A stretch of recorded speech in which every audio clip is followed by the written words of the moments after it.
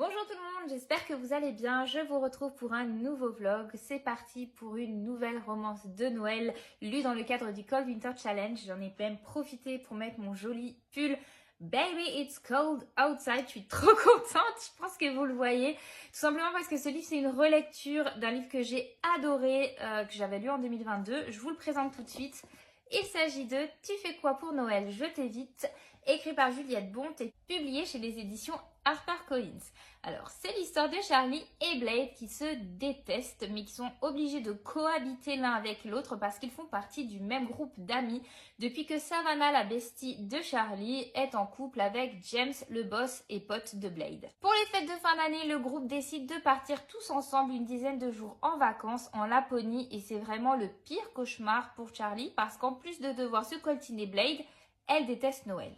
C'est donc parti pour, vous l'avez compris, une romance Enemies to Lovers. Et je peux vous le dire, ça va être haut en couleur. Franchement, j'ai relu 90 pages déjà et je suis à fond les ballons. J'aime trop. Je pense que je vais pas du tout être objective dans ce vlog, mais cette romance, elle est incroyable, vraiment. Et j'ai hâte de vous en parler quand j'aurai avancé.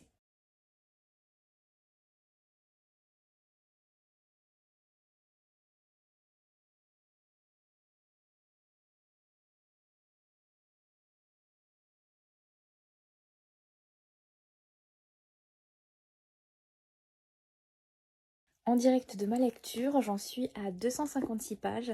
Les deux personnages principaux ont enterré l'âge de guerre et c'est toujours aussi savoureux. Je me rappelle plus qu'il y avait autant de punchlines. Ils se renvoient la balle avec des remarques. C'est incroyable. Ils ont une répartie. J'adore. J'adore. J'avance trop vite.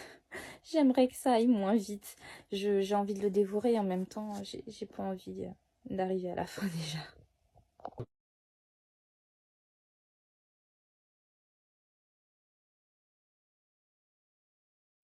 Il y a quelques jours, j'ai terminé Tu fais quoi pour Noël? Je t'évite et sans surprise, ça a été une très bonne lecture, même si je me suis rendu compte que certains de mes souvenirs étaient un petit peu erronés parce que j'étais persuadée que j'allais trouver du spicy dans ce livre. Or, il y en a très peu, ça va plutôt être une espèce de tension qui est grandissante au fil des pages.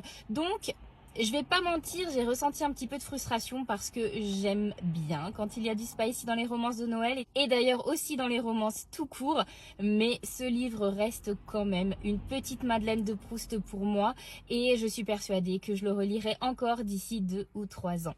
Je vous dis à très bientôt pour un prochain vlog de lecture.